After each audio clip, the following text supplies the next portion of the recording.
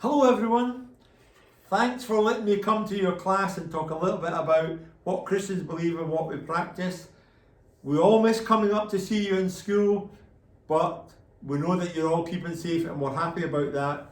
But we'll really look forward to the time when we can come back into school and chat to you in your classroom. But thanks for this chance to come and tell you a little bit today about what Christians believe and what sort of things we do in church. Some of you already know what that is. It's actually a really big subject, so I'm going to tell you quickly just about 3 things that might give you a bit of an idea about what Christians believe.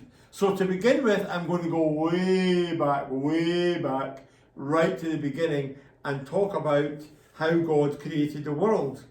Now the Bible tells us that when God made the world, He made the sky. That's a nice sky.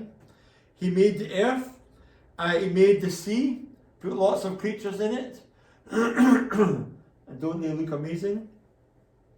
It tells us then that He made the land and covered it with plants and trees, and then put lots of animals in it to enjoy themselves. Who knows? Maybe the Loch Ness Monster, maybe you believe in him, maybe you don't, but you never know. But here's some of the animals God made, and I hope you like. I chose the cutest animals I could find, and they certainly look very cute. One of the last things He did when He was creating the world was to create people. He started off with Adam. The Bible tells us a strange thing. It says that Adam and everyone who came after him was created in God's image. Not that we look like God, like you maybe look like one of your parents or your brother or sister. It means that unlike all the fish and the animals, we can know who God is and get to know Him, and we can have a friendship with God. What a great idea! After a while, God made Eve, and Adam and Eve lived in this wonderful place called, doesn't look very happy there, but they lived in this wonderful place called the Garden of Eden. And in this garden they had everything they needed. All God asked them was not to eat the fruit of a certain tree right in the middle of the garden. But Adam and Eve were tempted by the devil to eat that fruit, and when they did, and when God found out, He was very sad, because it was the one thing He'd asked them not to do, and they had disobeyed Him. Now, as you know, when you break a rule, there are consequences. And for Adam and Eve, that meant having to leave that wonderful garden. And although God was still going to be with them, things would never be the same again. Now we're going to skip forward quite a few hundred years, maybe thousands, to something. Think about something that when I'm recording this and you're going to be watching it, is something that is just about to happen, and that is Christmas. Great, I can't wait, I love Christmas. Really looking forward, as usual, to my Christmas dinner and everything else. But I really like Christmas dinner. And we're thinking about this because the next thing I want to talk to you about, or the next person, is Jesus. Now there are many things I could tell you about Him, because actually Christians believe that the whole Bible is about Jesus. But I'm just going to tell you a couple of things. The reason Jesus came is connected with what happened with Adam and Eve when they disobeyed God. The friendship between God and people was spoiled, and God wanted to make it better. So Jesus came to tell us about a new way to get to know God. It was about how we lived and how we treated others, rather than just keeping rules, because people had shown that they were not very good at keeping rules. And we still aren't, are we?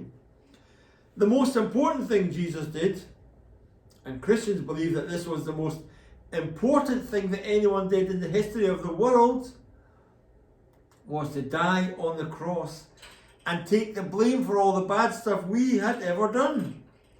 Now that seems really serious. That someone had to die to pay for all our bad stuff. But it was serious for God. And Jesus was willing to do it, to die on the cross, because he loved us so much and he wanted to make it possible for us to be friends with God. Now, the really great news is that after he died and was buried, 3 days later, he came alive again, showing that he had defeated death. And Christians believe that he's still living in heaven with God and that someday we'll see him again. Now, the last thing Jesus told his friends before he went to be with God was that he wanted them to tell everyone else about him. Go and everywhere you can find, tell people about me, he said. And that leads us to the third thing I want to talk to you about, which is the church. Now, after Jesus went to be with God, his friends carried on meeting together and telling people about Jesus, and they eventually became the church. And every church that you see now, anywhere you go, any Christian church you see, goes right back to those friends and what they were doing just after Jesus died and rose again. So in church, we meet together to talk about God. We sing songs and we talk to God, and that's called prayer. Of course, we can do all of those things anywhere we are, but we do like to get together and worship God as a group. And don't forget, our most important job that Jesus gave us is to tell other people all about Jesus. Now, this picture will show you my church and Gordon Kennedy's church, the other Gordon, and Peter's church. So this is my church here, Craig Lockhart, and this is Peter's church, St John's, Collington, Mains. And this is what they look like back when we were allowed to meet together. So this is the inside of Craig Lockhart Church. And this is not the inside of the room where they meet for Sunday church. I couldn't find a picture of that. But you can see what a big crowd of people there are in that hall. And if you've been to our holiday club, you'll recognise that hall, won't you? Now, of course, this is what my church looks like now. It's very sad because of COVID. We're not allowed to meet together as the whole congregation. So you can see that the chairs are separated 2 meters apart, 2 meters apart. You can see that lots of the pews are taped off, and we can only use every third pew, and only a few people are allowed to sit in each pew. So we've gone from over 100 people every Sunday to just about 20 or 25. And of course, we're happy to do that to make sure everyone stays safe. But we're also very sad because a big thing about church and something we really love to do is meet together and chat about God and get to know each other better.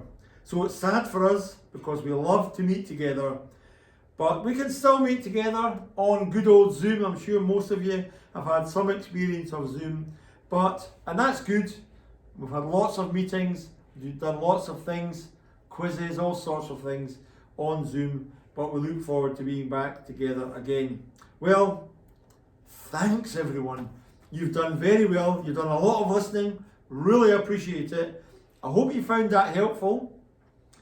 If you have any questions, do feel free to email me or contact me, and I'll be really happy to answer them. I hope you have a great day, and I'm going to see you again soon. I'm going to make a couple more of these films, so I look forward to seeing you again really soon over these films. Okay, God bless and thank you everyone.